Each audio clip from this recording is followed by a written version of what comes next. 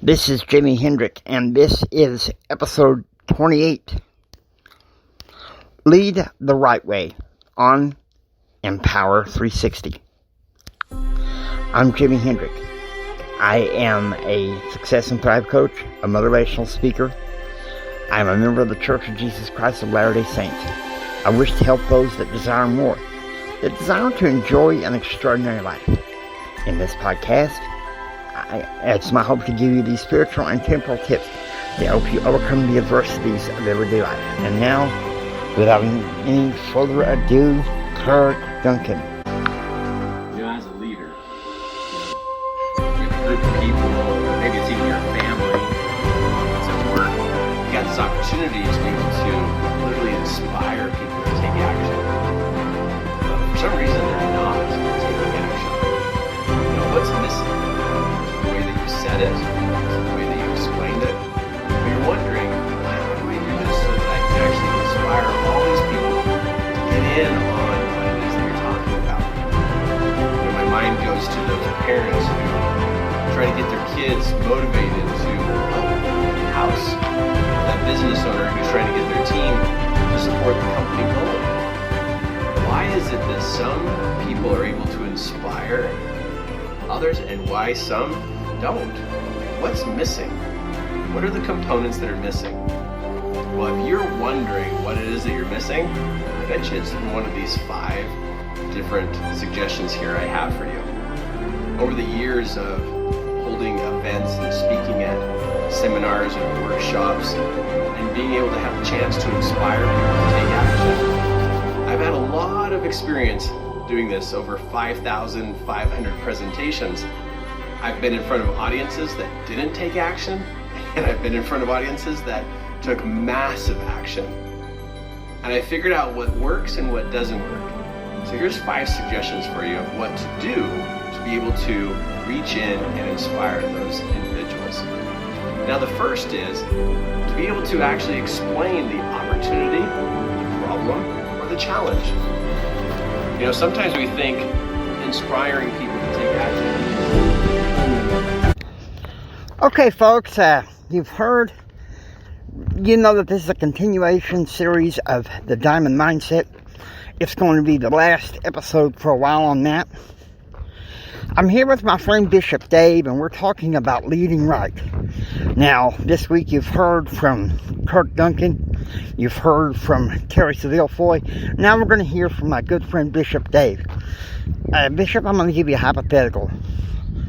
This guy Gordon, he runs his own family, and his attitude is, everybody's got to do when I say it, what I say when I say it, and they better listen to me. This is a hypothetical case of the reactive culture. What is your response to that, Bishop? Well, I think it's the wrong focus for anybody who's been in leadership, including families.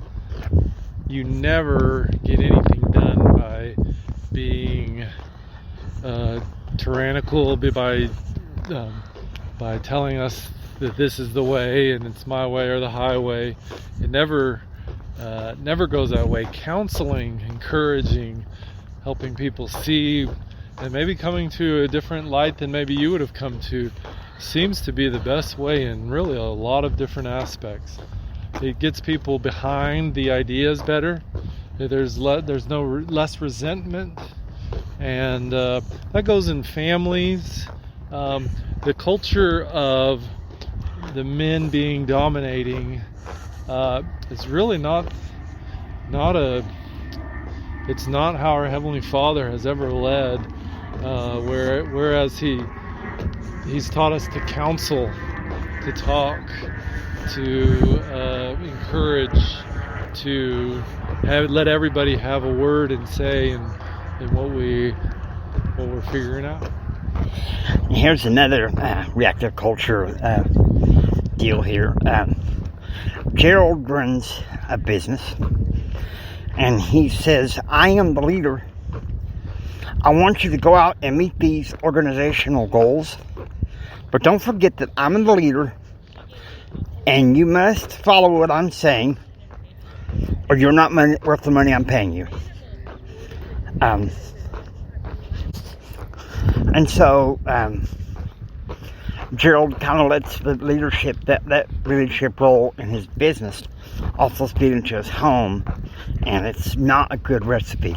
What is your remarks about that, Bishop Dave? Well, I've had different managers and had a few different businesses, and whenever a manager micromanaged me, told me exactly how to do things, I didn't flourish. Whenever a manager told me where they needed me to go, but allowed me to get there in some aspects and gave me autonomy, I flourished in those organizations.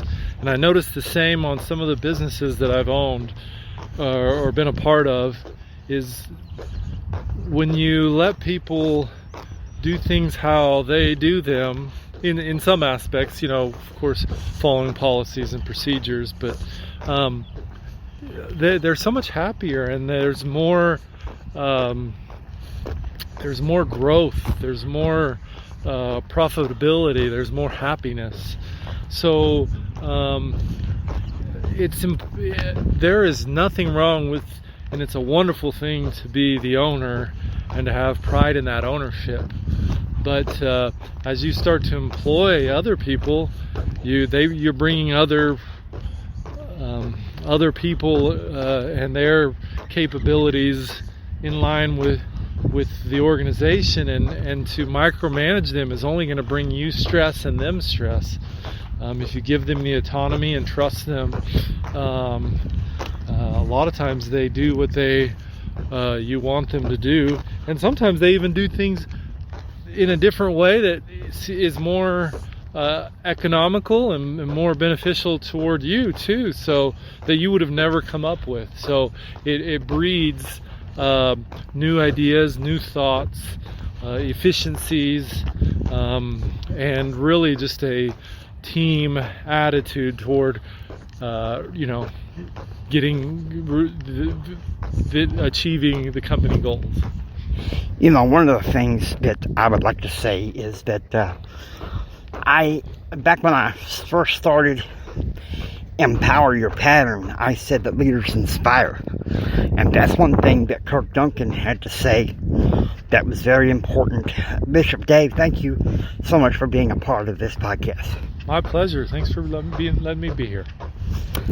Bishop Dave is a close personal friend of mine, and I hope that you've enjoyed this episode. I hope that you've enjoyed listening to Empower 360. If you like what you hear, please subscribe. Leave a comment on Spreaker or YouTube. We'd love to hear from you. This is Jimi Hendrix saying until next time, do what others don't so you can be what others won't. Do what others don't so you can have what others can't. Choose, act, and pursue happiness. And God bless you.